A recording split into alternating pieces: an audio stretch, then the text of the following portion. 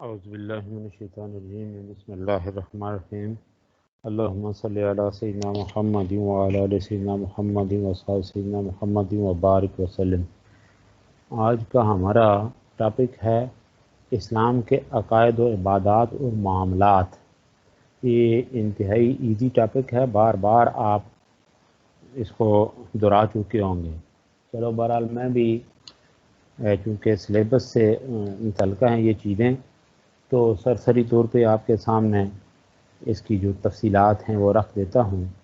Screen کے اوپر بھی آپ دیکھیں گے۔ پھر اگلا ٹاپک اس کے ساتھ ہی ہوگا، یہ ہادیانی عالم میں نبی کریم صلی اللہ علیہ وسلم کا مقام و مرتبہ، اور یعنی رسالت محمدی صلی اللہ علیہ وسلم کے امتیازی خصائص، یہ بھی آپ کے ساتھ شیئر کر چکا تقریباً۔ بس اس سے اگلے جتنے بھی ٹاپکس ہیں وہ اسلام سے متعلقہ بالکل ایزی ہیں۔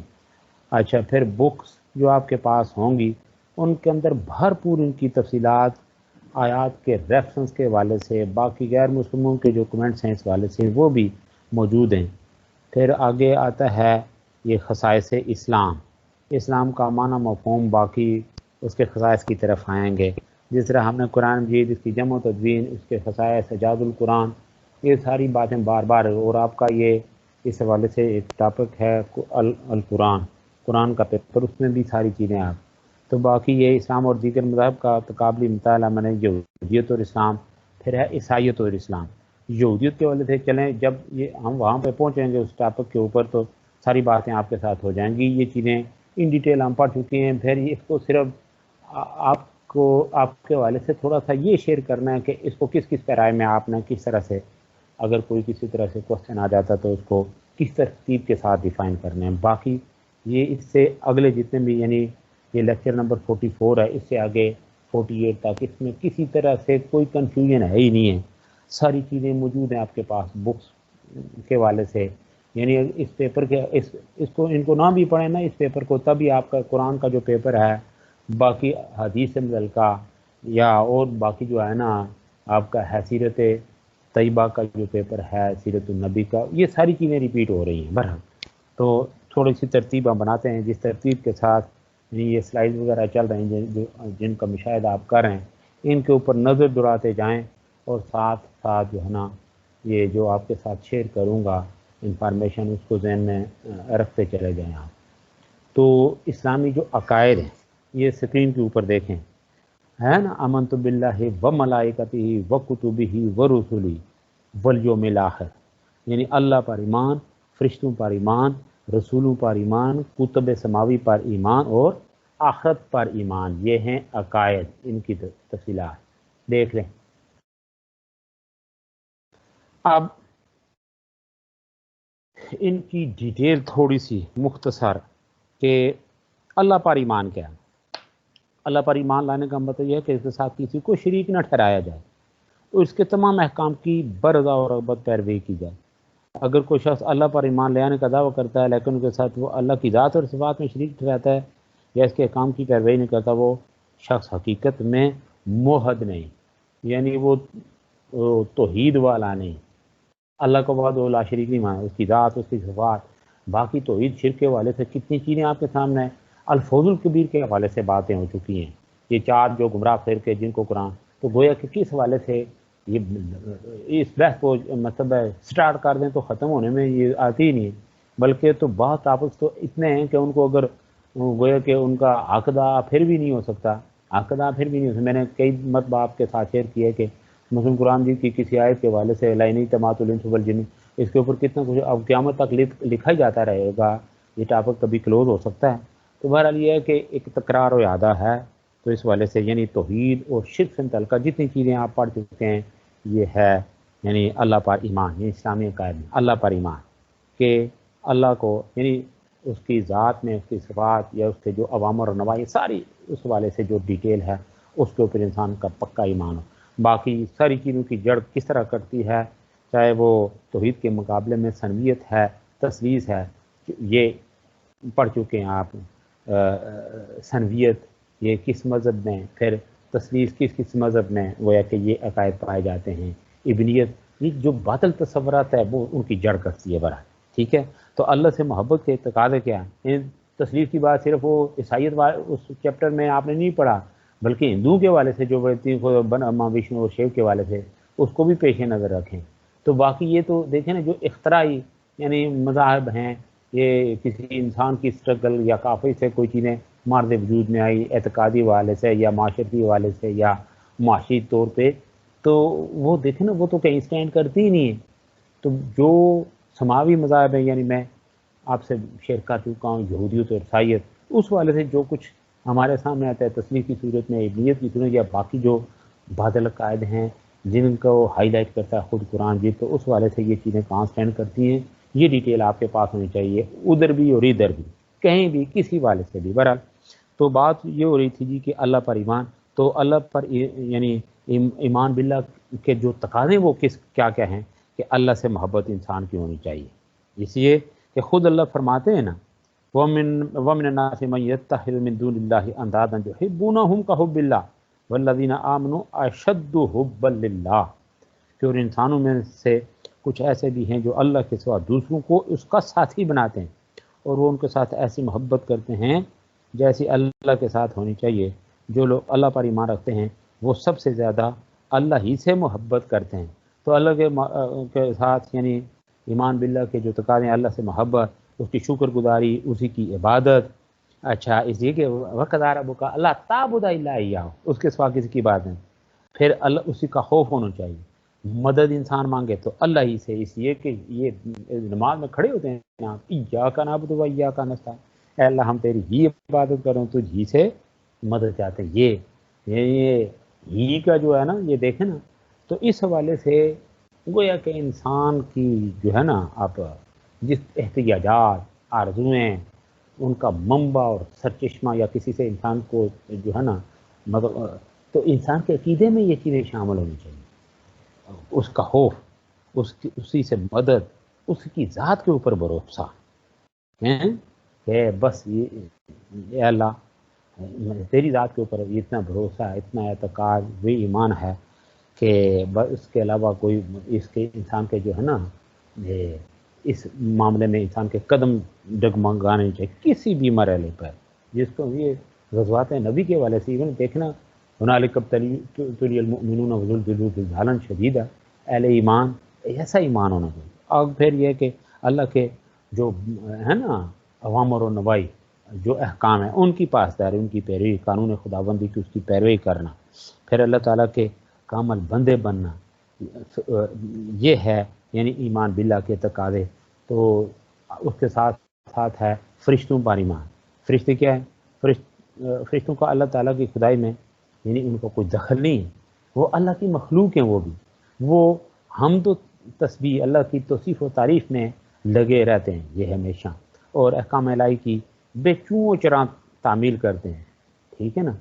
تو اللہ فرماتے ہیں یعنی قرآن مجید میں آتا ہے کہ وَيَفْعَلُونَ مَا يُؤْمَرُونَ، کہ اللہ کی طرف سے انہیں جو حکم ملتا ہے وہ وہی کرتے ہیں جو انہیں حکم دیا جاتا ہے۔ فرشتے یہ نورانی مخلوق ہیں، تو ان کے جو فرائض ہیں فرشتوں کے، تو وہ تو خیر ان ڈیٹیل آپ وہ بھی ہر ایک جانتا ہے کہ چار جو بڑے فرشتے ہیں یہ جبرائیل، حضرت میکائیل، اسرافیل اور عزرائیل، ان کے اپنی اپنی ڈیوٹیاں ہیں، وہ کیا کرتے ہیں، بعض فرشتے جو ہیں لوگوں کے اعمال نامے لکھتے ہیں۔ تو کوئی کہ جو ہے نا فرشتوں کے بارے میں جو اسلام ہمیں آگاہ کرتا ہے بعض اس کے مطابق ہمارا ان کے اوپر، باقی یہ کہ کس فرشتے کی یہ ڈیوٹی کیوں لاگے یہ تو ہمارا ٹاپک ہے ہی نہیں۔ تو بہرحال پھر یہ ہے کہ رسولوں پر ایمان کہ یعنی اللہ تعالیٰ کو اپنے بندوں سے چونکہ وہ بہت محبت ہے، ان کو راست پہ صراط مستقیم پر چلانے اور ان کی زندگی کو پرامن بنانے کے لیے اللہ تعالیٰ نے انبیاء علیہ السلام کو اس دنیا میں بھیجا ہیں، اور جو اللہ کی وحی پا کر لوگوں کو سیدھی راہ پر چلاتے ہیں، وہ نیک اعمال کی تلقین کرتے ہیں اور صرف ایک ہی معبود کی عبادت پر زور دیتے ہیں، ٹھیک ہے۔ تو یہ فرشتے ہیں یعنی یہ چنیدہ ہستیاں ہیں جن کی اتباع اور پیروی لازم ہے۔ اب یہ کہ اپنے جو ہے نا زمانے میں جن ابھی آ گئے ان کی بات جن لوگوں نے مانی وہ اہل ایمان کہلائے، جنہوں نے نافرمانی کی وہ بس گئے نا، یہ ایمان سے خارج ہو گئے۔ تو اسی طریقے اللہ کے نبی صلی اللہ علیہ وسلم جو ہیں ان کی اتباع پیروی، یہ تو اس والے سے اتباع رسول کے والے سے کتنا کچھ آپ کے پاس ہے، حجیت حدیث کی صورت میں، حدیث کی ضرورت و اہمیت کی صورت میں، باقی کیا کیا چیزیں خود قرآن آیات ہماری اس حوالے سے کتنی بھرپور رہنمائی کرتے ہیں۔ تو انبیاء کی جو بعثت کا جو مقصد ہے وہ کیا ہے کہ لوگوں کی، یعنی جو اللہ نے انبیاء علیہ السلام کو بھیجا کہ سب، اللہ فرماتے ہیں سب لوگ ایک ہی جماعت میں سے ہیں، پس اللہ تعالیٰ نے نبیوں کو بھیجا کس کے لیے؟ خوشخبری دینے کے لیے، یعنی ان کو خوشخبری دینے والے اور ڈرانے والے، اور ان کے ساتھ حق کے ساتھ کتاب اتاری تاکہ لوگوں میں اس بات کا فیصلہ کہ جن میں وہ باہم اختلاف کرتے تھے، ٹھیک ہے نا، لوگوں کی گویا رہنمائی اللہ کے نبی، ظاہر ضابطہ یاد بھی اللہ کی طرف سے نازل ہوتا رہا وقتاً فوقتاً، جس جیسے تو کوئی صحائف کی کتب کی صورت میں، صحائف کی صورت میں، ٹھیک ہے۔ تو بہرحال یہ ہے کہ انبیاء علیہ السلام کے اوپر ایمان لانا، پھر یہ جو ہے نا کتب سماوی پر ایمان لانا، کہ جتنی بھی تمام آسمانی کتابوں کی تعلیم ایک ہی تھی، اللہ تعالیٰ نے تمام دنیا کی ہدایت کے لیے خاص طور پہ قرآن مجید نازل کیا۔ یہ کتاب تا قیامت باقی رہے گی اور قیامت تک محفوظ رہے گی، تمام انسانوں کے دکھ کا یہ واحد علاج ہے، اسی کی پیروی سے نجات حاصل کی جا سکتی ہے۔ اسی وجہ سے قرآن مجید ہے اس کو ہدی للناس جو ہے نا کہا گیا۔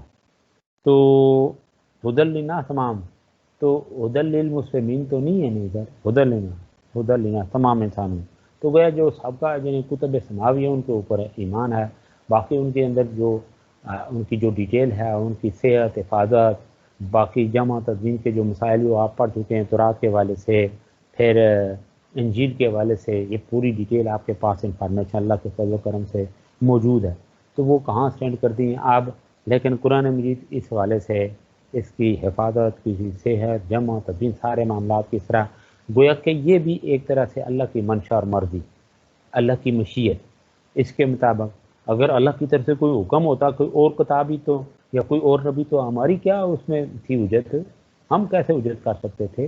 تو بس یہ اللہ کی کہ بھائی یہ آخری کتاب، آخری نبی، آخری یہ جو دین، ٹھیک ہے، دین اسلام، بس یہ اللہ کا فیصلہ ہے اور یہی ہے اللہ کا حکم، جس طرح سے یہی ہے نا جو ہے نا مسلمان، اسی سے کہ یعنی اسلام اللہ کے حکم کے سامنے ایک مسلمان جو ہے اس کی جو گردن ہے وہ جھک جاتی ہے، کسی طریقے سے وہ اکڑتا نہیں ہے، جو اکڑتے ہیں تو پھر وہ دیکھیں وہ سب سے باہر چلے جاتے ہیں۔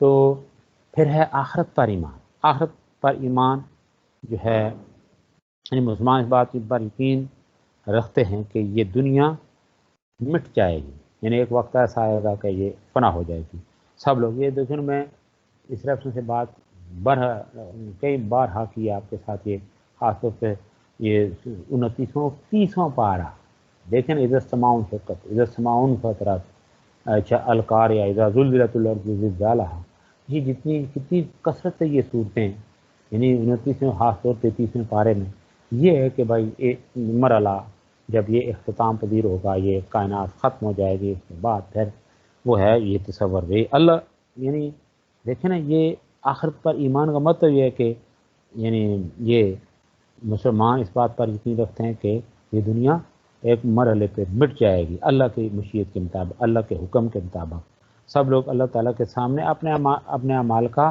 حساب دینے کے لیے کھڑے ہوں گے، یہ ہے آخرت پر ایمان۔ جن کے اعمال اچھے ہوں گے وہ جنت میں، اور جن کے اعمال نامے خراب ہوں گے وہ دوزخ میں جائیں۔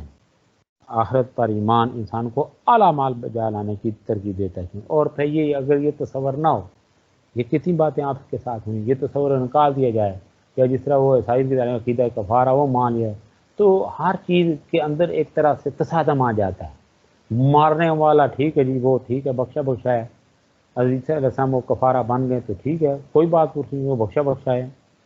تو یہاں پہ اگر دیکھیں نا اس چیز کو نکال دیا جائے آخرت پہ جو ایمان، وہ تصور، تو ظاہر ہے انسان پھر بھولے ہو، پھر یہ جو جدا سزا سارا کچھ یہ کیا ہے، بس پھر تو میں سمجھتا ہوں کہ انسان ہی ختم ہو جائے، یہ ایک خوف ہے جو ہے نا کہ جب انسان آپ ایون یہ کہ جو نہ ماننے والے ہیں آخرت پہ وہ بھی دیکھیں نا کسی نہ کسی چیز سے ڈرتے تو ہیں نا، ورنہ سباق بن جائیں، ٹھیک ہے نا، مرنا ہی ہے نا انہوں نے، کہ بھائی ساری دنیا کو ایک ہی وہ جو ہے نا ہاتھ میں گن لے کے بالکل وہ جو ہے نا ایک ہی مرحلے پہ ان سب کو جو ہے نا 50-100 یا اس سے زیادہ دھماکے کر کے لوگوں کو اڑا دیں، تو خوف تو ہے پھر بھی انہیں. تو یہ ہے کسی نہ کسی مرحلے پہ خوف ان کو بھی ہے جن کا آخرت کے اوپر اعتقاد نہیں. بہرحال یہ ہے کہ یہ اسلام ہمیں اس بارے میں جو انفارمیشن دیتا ہے، آگاہی دیتا ہے، جو شعور بخشتا ہے کہ انسان نہ صرف اس دنیا میں بلکہ جو کچھ کرتا ہے آخر میں اس کو اس کا صلہ ملے گا، چاہے وہ اچھا ہے یا اچھائی کی صورت میں اور برائی کی صورت میں. من یعمل مثقال ذرۃ خیرا یرہ ومن یعمل مثقال ذرۃ شرا یرہ. باقی پھر جو اللہ کی رحمت وہ معاملات ہیں وہ ساتھ ساتھ نیت بہت سی معاملات بھی ہیں وہ ان کی ڈیٹیل ہے. باقی آگے ہے جی سلسلہ یہ عبادات سے متعلقہ. عبادات وہ یہ حدیث پاک بارہا آپ نے اس کو پڑھا بھی ہے سنا بھی ہے. عبادات سے مراد کیا ہے کہ عبادت جو ہے عبادت کی جامع ہے. امام راغب نے عبادت کے معنی انتہائی درجہ کے یعنی تذلل اور انکساری کے کیے. تو اس حوالے سے جو لسان و عرب ہے اس میں یعنی عبادت کے جو معنی لکھے ہیں بیان کیے ہیں وہ کیا ہیں؟ اطاعت کے کیے ہیں کہ یعنی اطاعت خدا بندی، اطاعت رسول. یعنی اسلام میں عبادت کا یہ مفہوم نہیں کہ انسان خدا کا سامنے بس صرف بادب کھڑا ہو، رکوع کرے، سجدہ کرے، بلکہ یہ لفظ اپنے اندر بہت وسیع مفہوم رکھتا ہے. وہ یہ کہ انسان اپنے آپ کو کلی طور پر احکام الہیہ کے تابع کر دے. اوامر النواہی جس سے منع کیا ہے اسے رک جائے، جس کے کرنے کا کہا گیا اس کو کر رہے، حتی المقدور کوشش کرے. باقی جو انسانی عوارض ہیں وہاں پہ دیکھیں جو چیزیں یعنی اس حوالے سے رعایتیں دی گئی ہیں وہ ہیں اپنی جگہ، لیکن اس کو جو ہے نا اس معاملے میں بالکل حتی الوسع یعنی کوشش جو ہے وہ ترک کسی بھی مرحلے پہ نہیں کرنی چاہیے. تو عبادات کا جو تصور ہے اس حوالے سے جو حدیث پاک کے جو ابتدائی جو الفاظ ہیں اللہ کے نبی نے فرمایا کہ بنی الاسلام علی خمس، کہ اسلام کی بنیاد وہ 5 چیزیں کون سی ہیں؟ وہ نماز ہے، پھر ہے زکوٰۃ، روزہ ہے، پھر ہے حج ہے، پھر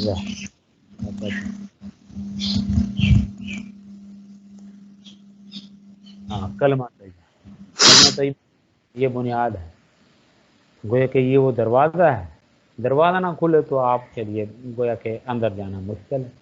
تو یہ بنیاد ہے لا الہ الا اللہ، اقرار باللسان و تصدیق سے تصدیق کرنا یہ ہوتا ہے. پھر ہے نماز، یعنی جو اسلام میں 5 عبادات ایک مسلمان پر فرض قرار دی، ان میں پہلی جو عبادت ہے وہ کیا ہے؟ نماز ہے. قرآن مجید میں اس کا تاکیدی حکم ہے.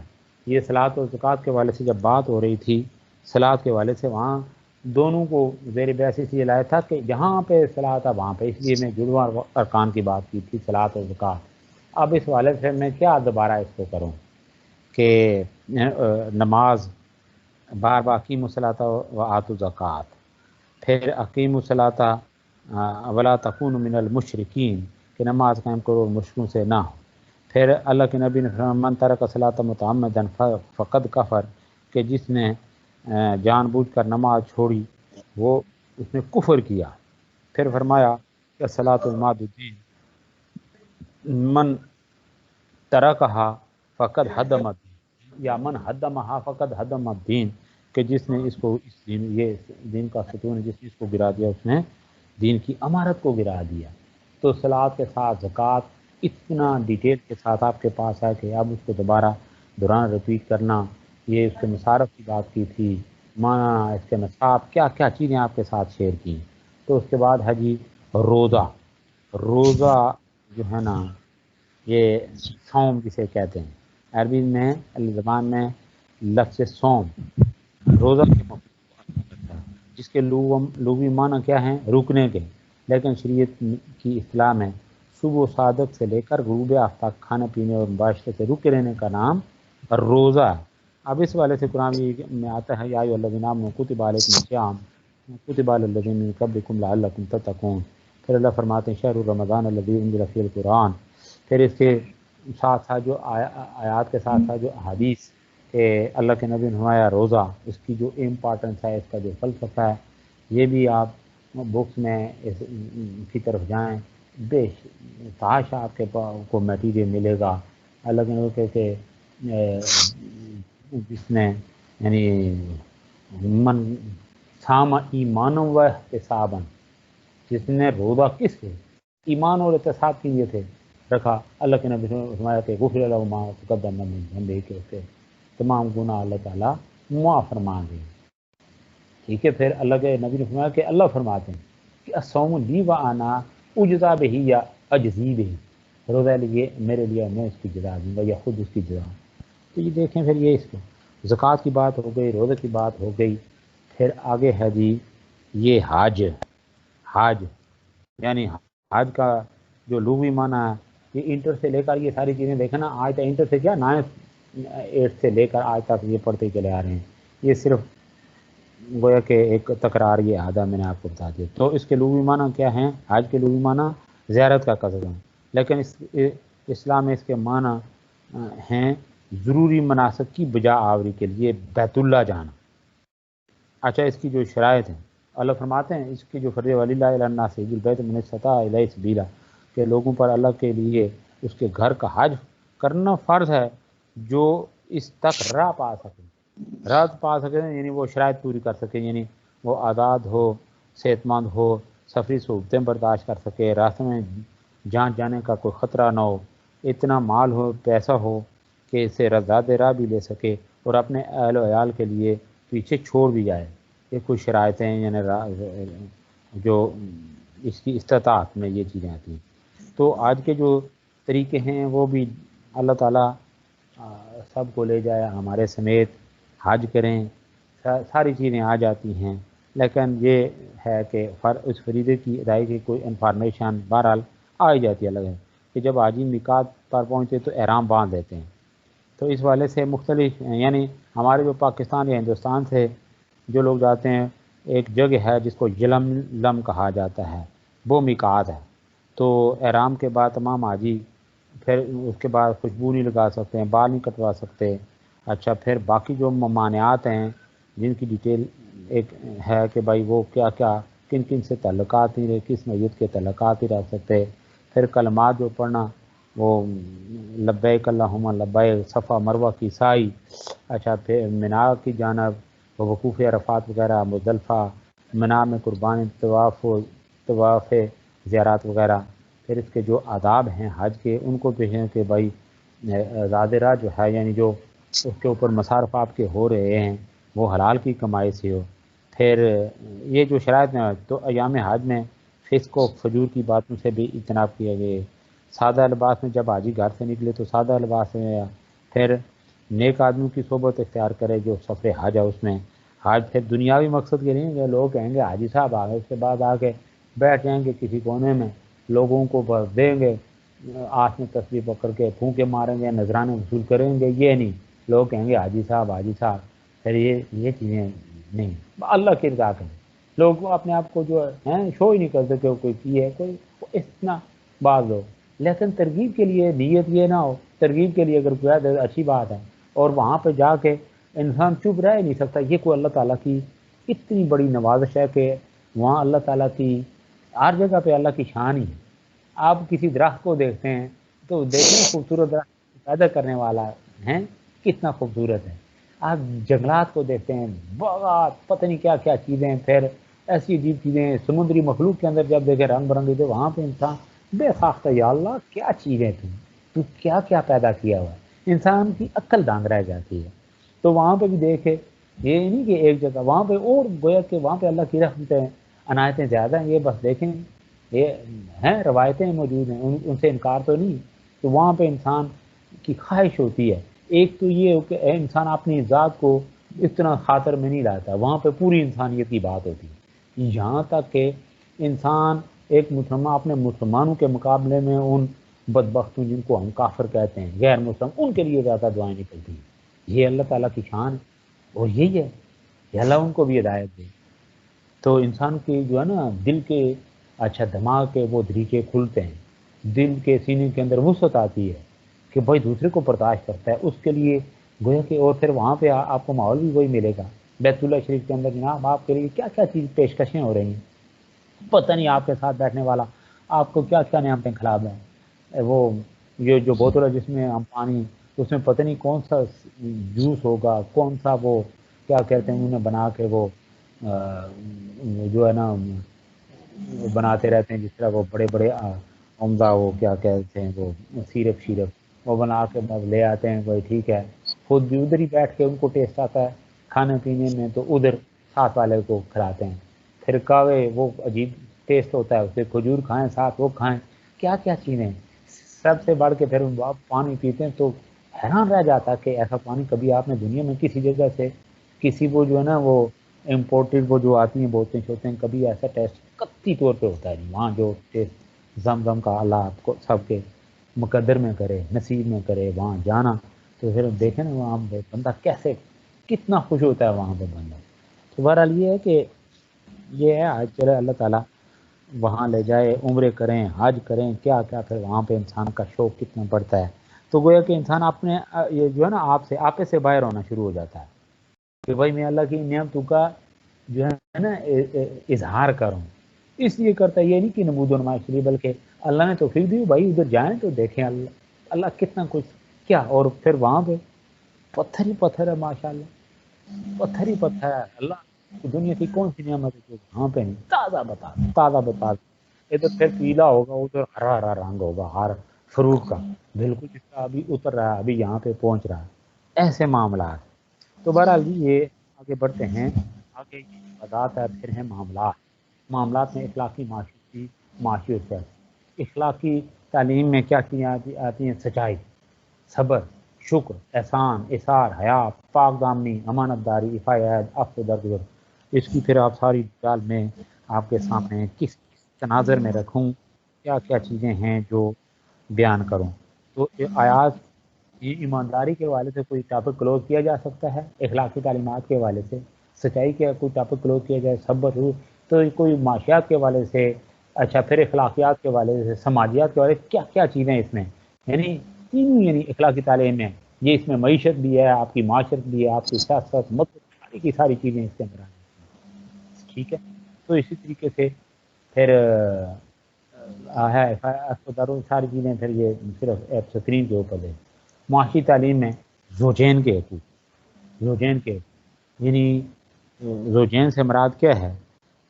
بیوی اور شوہر کے جو حقوق، زوجین جوڑوں کے جو حقوق، مطلب یہ ہے کہ شوہر کے جو فرائض ہیں شوہر کے جو فرائض ہیں وہ بیوی کے حقوق، بیوی کے جو فرائض ہیں وہ شوہر۔ تو شوہر کے فرائض میں کیا کیا چیزیں شامل ہیں؟ یعنی آئلی جو زندگی جو ہے تو اس میں شوہر کے جو فرائض ہیں وہ ہے حسن معاشرت، کہ عورتوں کے ساتھ بھلائی کے ساتھ اللہ کا حکم ہے زندگی بسر کو، واشروہن بالمعروف، پھر نانو نفقہ جو ہے، ٹھیک ہے نا، یعنی جتنی استطاعت ہو انہیں اپنے یعنی استطاعت کے مطابق ہاں رکھو جہاں پہ تم رہتے ہو، اللہ کا حکم ہے، اور انہیں تنگ کرنے کے لیے انہیں تکلیف نہ دو۔ یہ پھر خطبہ حجۃ الوداع کے والے سے اللہ کے نبی نے کتنی، اللہ کا حکم ہے، اللہ کے نبی یہی ہے اسلام نے، یعنی اس طبقے کو آج جو کچھ ہو رہا ہے تو شرم آتی ہے پھر ہمیں کہ ہم کس طرح کے مسلمان، یعنی اپنے مسلمان ہونے پہ کہ ہم اللہ کا حکم یہ ہم کرتے ہی ہیں۔ اچھا پھر یہ کہ عدل و انصاف، یعنی ایک سے زیادہ کا جو معاملہ عدل و انصاف کا بعد وہاں اکثر یہ اس کو زیر بحث آ گیا، پھر حق مہر وغیرہ کے والے۔ تو گویا کہ یہ جو شوہر کے فرائض ہیں وہ کیا ہیں؟ بیوی کے حقوق، اور بیوی کے جو فرائض ہیں وہ کیا ہیں؟ شوہر کے حقوق۔ تو بیوی کے جو فرائض میں شامل آتی ہیں جو چیزیں وہ کیا ہیں کہ یہ شوہر کے ساتھ وہ رویہ درست ہو کے اس کی اطاعت گزار ہو، یعنی بات کے اوپر لڑنا جھگڑنا، یہ وہ بات کی جائے وہ اسے چھٹک دینا، یہ ساری چیزیں چلیں۔ بہرحال یہ ڈیٹیل ہر جگہ پہ موجود ہے، مزید اس میں تو پھر حفظ کیا ہے، یعنی خاوند کی عدم موجودگی میں جو اس کی ذمہ داریاں بنتی ہیں جن کی لمبی چوڑی ڈیٹیل ہے، اس کی پاسداری کرے، اس کے گھر کی لک آفر کرے۔ پھر یہ جو ہے نا یہ رضاعت یعنی اس کی بال بچے کی جو ہے نا وہ صحیح طریقے سے لک آفٹر کرے، ٹھیک ہے نا. بچوں کی جو ہے نا دودھ کا جو معاملہ یہ 2 سال تک کا، تو اس والے سے بھی گویا کہ ان چیزوں کے پھر ہے جی زوجین کے حقوق ہے، والدین کے حقوق. یہ بارہا آپ کے ساتھ یہ کتاب البر والصلہ کے حوالے سے وہاں پہ بھی آپ نے پڑھا ہوگا. میں نے بھی کئی مرتبہ اسی ریفرنس کے حوالے سے بات کی کہ والدین کے حقوق. تو وہی بات چلتی ہے کہ جو اولاد کے حقوق ہیں وہ والدین کے فرائض، اور والدین کے جو فرائض ہیں وہ اولاد کے حقوق بن جاتے ہیں، بس اسی ترتیب کو. تو اسی طریقے سے رشتہ داروں کے جو حقوق ہیں وہ بھی گویا کہ جس نوعیت کا رشتہ ہے ہر طرح سے گویا کہ باہم حقوق و فرائض، ایون یہ کہ ہمسائے کے حقوق و فرائض، یہ بلکہ یہ صرف ان کے اوپر آپ دیکھ بھی رہے ہیں. پھر دوستوں کے حقوق، یتیموں کے حقوق، اور جو ہے نا پھر کس نوعیت کے ہیں یتیموں کے حقوق، کہ ان کی بھی یہ ڈیٹیل آپ کے پاس ہے. مسافروں کے حقوق، بیماروں کے حقوق، یہ کیا کیا چیزیں ہیں. پھر سیاسی تعلیم جو ہے، معاشی تعلیم، یعنی کسب حلال، آجر و جیر کے باہمی حقوق. کسب حلال کے حوالے سے محنت کی اہمیت سے ساری چیزیں آپ ہیں. آجر و جیر کا ٹاپک بھی آپ کو ان ڈیٹیل بتا تو اس سے ایک کے حقوق، دوسرے کے فرائض، دوسرے کے حقوق، دوسرے کے فرائض، اس میں اس کی اوتل و جیر اجر و حقوق کے حوالے سے آپ پڑھ چکے ہیں. پھر جتنی اس کی جو نا سکت ہو اتنا اس سے کام لیا جائے، اس کو بیسٹ آف برڈن نہ بنایا جائے. جس طرح کولو کا بیل ہے وہاں سے کھلے گا تو اس کے اوپر چکلی یا رہٹ کے اوپر اس کو باندھ دیا جائے گا، ٹھیک ہے نا. وہاں پہ پانی نکالے گا، پانی سے تو پھر اس کے بعد وہاں پہ کسی اور کام کے لیے پھر وہ جو نا تیل یعنی دیکھیں اس طرح نہیں. پھر یہ کہ معاشی تعلیم کے درست ناپے، دھوکہ دہی کی ممانعت، سود کی ممانعت، اجتناب و احتکار، زکوٰۃ، انفاق، یہ ساری یہ اسلام کی معاشی تعلیمات. اللہ کا شکر ہے یہ جو کچھ آپ اسکرین کے اوپر دیکھ رہے ہیں ٹاپک وائز ہم ان کو بالکل کلیئر کر چکے ہیں. تو جلدی آ جاتا ہے اگر کہ اسلام کی معاشی تعلیمات کے حوالے سے یہ ادھر بھی خصائص میں بھی پڑھ چکے ہیں، اسلام کی معاشی اقدار کے حوالے سے کئی چیزیں پڑھ چکے ہیں. یہاں پھر الگ طور پہ آپ کو کرنا پڑے اس کا آنسر دینا پڑے تو ساری چیزیں آپ کے کوئی اسکرین کو دیکھیں بک کے اندر پوری تفصیلات، اور میں بھی بیان کرتی ہوں. اس کا اقتناء اور احتکار کیا ہے، اچھا پھر زکوٰۃ، انفاق فی سبیل اللہ، انفاق اللہ، ساری چیزیں آپ اللہ کا شکر ہے. سیاسی تعلیمات میں یہ جنرلی حاکمی اطلاعی، شرعیت اور فلاحی ریاست. تو یعنی جو اس حوالے سے اسلام میں جو اقتدار اعلیٰ کا جو تصور ہے وہ کیا ہے کہ وہ اللہ تعالیٰ، اقتدار اعلیٰ کا جو حامل ہے وہ اللہ تعالیٰ کی ذات ہے. گویا اسلامی مملکت میں کوئی قانون بھی قرآنی اصول و نظریات کے خلاف نہیں بنایا جا سکتا. قرآن مجید میں آتا ہے کہ پس تم لوگوں کے درمیان اللہ کے نازل کردہ قانون کے مطابق فیصلے کرو اور قانون حق کو چھوڑ کر جو تمہارے پاس آیا اور لوگوں کی خواہشات کی پیروی نہ کرو. تو یہ تو باقی ڈیٹیل آپ کے سامنے. الذین امکناہم فی الارض اقاموا الصلاۃ وآتوا الزکوٰۃ وامروا بالمعروف ونہوا عن المنکر. اس والے یعنی یہ سورہ حج کی آیت نمبر 41 اور 42 کے حوالے سے کافی چیزیں یہ آپ کے ساتھ شیئر کر چکے ہیں. یہ ہیں اسلام کی سیاسی تعلیمات.